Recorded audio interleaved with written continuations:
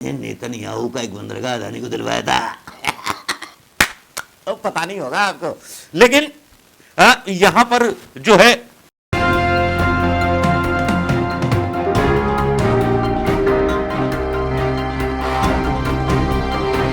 कांग्रेस थोड़ी सी धारदार हो गई है और आर पार करने के मूड में है कांग्रेस के प्रवक्ता जो हैं भारी पड़ रहे हैं भांड मीडिया पर। जी हां, मैं भांड मीडिया इसलिए बोलता हूं कि भांडों की जो परिभाषा है वो जो मतलब राजा होता था, वहां राजा की मतलब तारीफ में कसीदे गढ़े जाते थे, बड़े बड़े कसीदे। और अब हिंदुस्तान की जनता के सामने बड़े बड़े कसीदे पढ़ने वाले पत्रकारों को भांड ना बोलूं तो क्या रांड बोलूं? शराबी फिल्म का डायलॉग याद आता है, शराबी को शराबी ना बोलोगे तो क्या क्या बोलोगे? मतलब छोड़िए, बात करते हैं, मुद्दे की बात करते हैं। ये बातें मैं फालतू की करने लगता हूं, लेकिन मुद्दे की बात करनी चाहिए। आज पेगासस स्पाईवेयर का भूत फिर जाग उठा, ये लाइन दी है टाइम्स ने, लेकिन न भारत टाइम्स ने लाइन दी है, लेकिन यहां पर जो बात डाली गई है, लेकिन बड़ी खतरनाक बात चल रही है हिंदुस्तान में। जी हां, ईवीएम और इजरायली कंपनियों का गठजोड़, जिसमें इजराइल की एक कंपनी जो हिंदुस्तान में भारतीय जनता पार्टी ने किराए पर ले रखी है, ऐसा आरोप कांग्रेस ने लगाया है। जी हां, वैसे आरोप भी गलत नहीं लगाया। अगर आप देखेंगे तो भारतीय जनता पार्टी के लोग जितने इजराइल से दोस्ती बढ़ाना चाहते हैं, क्योंकि इजराइल और मुसलमानों की जो है दुश्मनी बहुत बराबर चलती रहती है, तो इजराइल के लोगों को पता नहीं नेतन्याहू या ये हों या वो हों, उनके साथ प्रधानमंत्री मोदी का चुंबक चुंबक चुंबक चुंबक तो है। बड़े मजे की बात एक और बता दूं राज की, मोदी जी ने नेतन्याहू का एक बंदरगाह अदानी को दिलवाया था।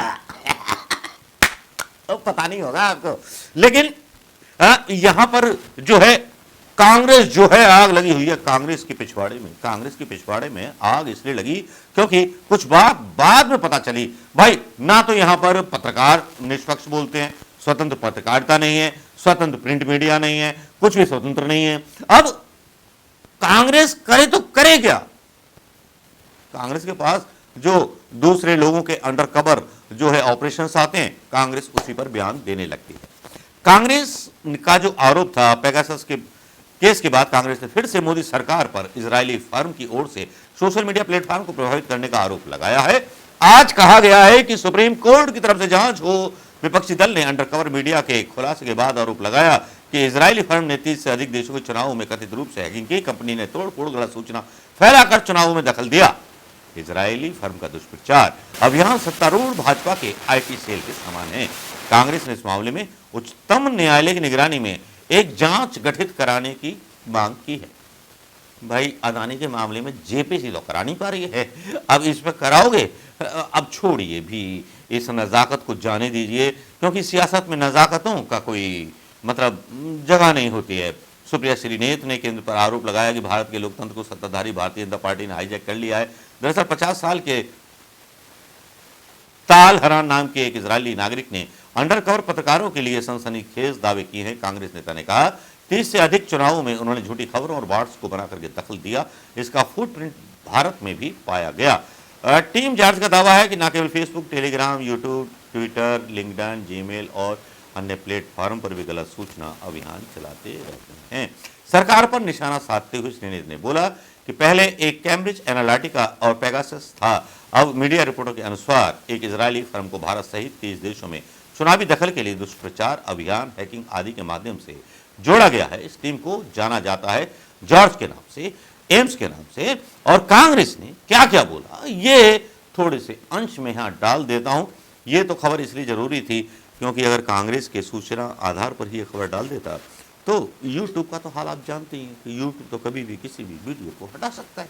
तो देख लीजिए कि सुप्रिया श्रीनेत और कांग्रेस की ये जो प्रेस कॉन्फ्रेंस थी, ये कैसे लोकतंत्र को हाईजैक किया जा रहा है भारत की ही रूलिंग पार्टी द्वारा।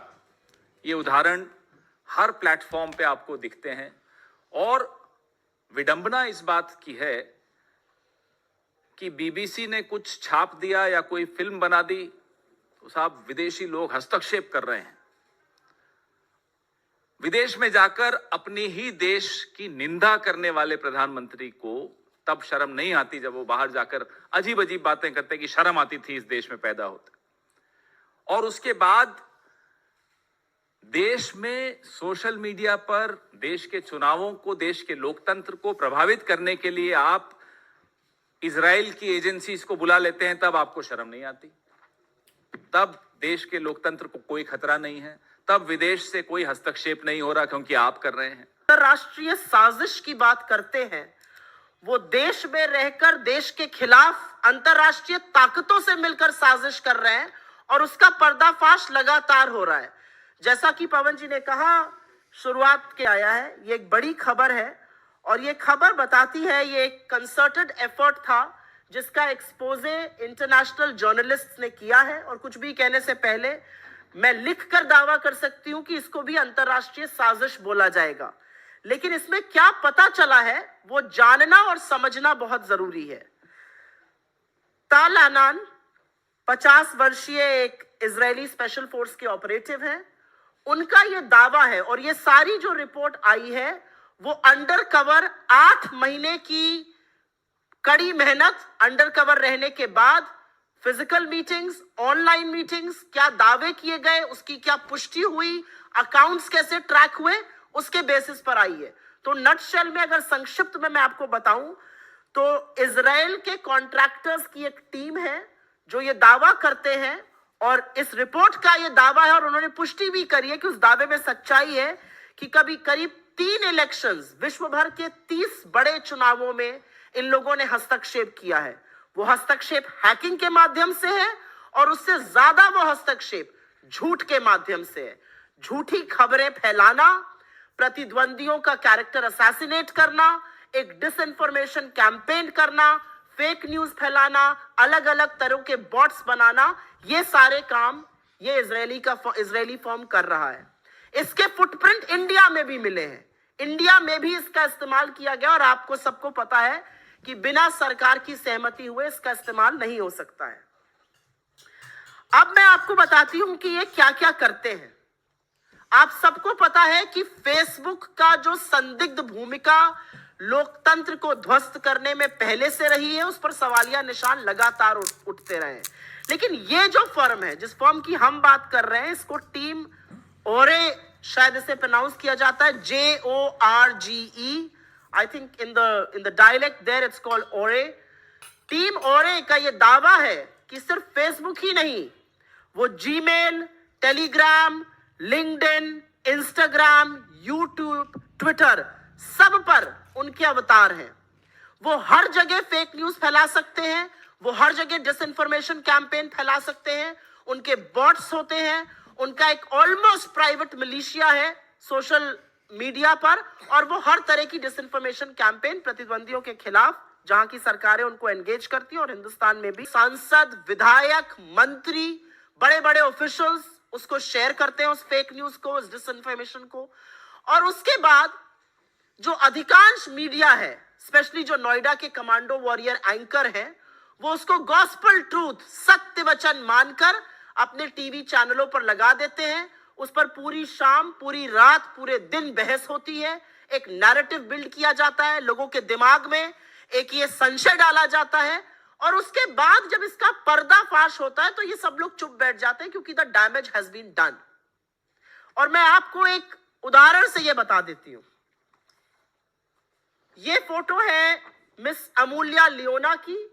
इन्होंने ओवैसी जी की किसी रैली में, उन्होंने ओवैसी जी की किसी रैली में पाकिस्तान जिंदाबाद के नारे लगाए थे। हमारी केरला स्टूडेंट यूनियन एसोसिएशन की जो मीवा जॉली जी हैं, वो राहुल गांधी जी से केरला में मिली, उनके साथ चली। एक छोटे से ट्विटर अकाउंट ने ये फेक कैंपेन शुरू किया कि पाकिस्तान जिंदाबाद के नारे लगाने वाली लड़की राहुल जी के साथ आई है। इसको तुरंत राइट विंग ने पिकअप किया, भाजपा के हैंडल्स ने पिकअप किया, उनके फेक न्यूज सरगना की टीम ने पिकअप किया, तमामों मंत्री, तमामों एमपीज ने इसको पिकअप करके ये फेक न्यूज कैंपेन चलाई। फैक्ट चेक जब हुआ तो सच सामने आया। लेकिन उस दौरान ये व्हाट्सएप पे, ये टेलीग्राम पर, ये मेल पर, ये हर सोशल मीडिया प्लेटफॉर्म पर झूठ फैलाया जा चुका था। ये तो झूठ हो गया कि आप किसी का कैरेक्टर असैसिनेट कर रहे हैं, आप राहुल जी पर बेकार का आक्षेप लगा रहे थे। अब ये और भी सिनिस्टर प्लॉट है, ये और भी डेंजरस है। ये कैसे होता है? और इसी में इजराइल के इस फर्म का रोल भी सामने आता है कि कैसे ये कंपनी थी सेलेब्राइट, उससे एक सॉफ्टवेयर खरीदा था। तो बहुत सारे सवाल हैं, लेकिन संक्षिप्त में हम सिर्फ कुछ ही सवाल आपके सामने पूछना चाहते हैं। सबसे पहला सवाल यह है कि इतनी बड़ी खबर आई है कि एक इजरायली फर्म 30 जगह चुनावों के साथ हेरा फेरी करता है, हैकिंग करता है, डिसइंफॉर्मेशन कैंपेन करता है, जिसमें भारत भी शामिल है। मोदी सरकार की ओर से चुप्पी क्यों है? आप फेक न्यूज के बारे में क्या करना चाहते हैं? आपको फैक्ट चेकर्स से इतनी दिक्कत क्यों है? फैक्ट चेकर्स को आप जेल में डालते हैं और आपका पीआईबी फैक्ट चेकिंग जो है वो अगर सवाल पूछे तो उसको झूठा साबित कर देता है। दूसरा, पेगासस पर अभी तक सरकार की ओर से कुछ नहीं बोला गया। यह अलग बात है कि सुप्रीम कोर्ट के सामने जो कमिटी थी उसने कहा कि सरकार ने इसमें सपोर्ट नहीं किया था, लेकिन इन सब का जो उनका डेटा आप कॉम्प्रोमाइज कर रहे हैं, उस डेटा को एक विदेशी कंपनी के हाथ में सुपुर्द करके। अब राहुल जी का फोन पेगासस में था या और बड़े उनके अपने मंत्रियों का, अश्विनी वैष्णव का भी शायद उसमें नाम आता है, इन सब का आपने डेटा भी विदेशी कंपनी को दे दिया। आप सोचिए कि किस स्तर पर रूलिंग पार्टी इस देश की किस स्तर पर गिरकर 1 2 3 4 5 6 7 8 9 10 11 ये आपने देख ली होगी दोस्तों। और ये देखने के बाद अब आप खुद तय कीजिए कि कांग्रेस के आरोप कितने सही हैं और बीजेपी की चाल चुनावी कितने सही है। नया भारत है, लोकतंत्र थोड़ा सा बदला हुआ नजर आ रहा होगा ना, तो कोई बात नहीं, मंजूर कर लेंगे दोस्तों। नमस्कार, जय हिंद।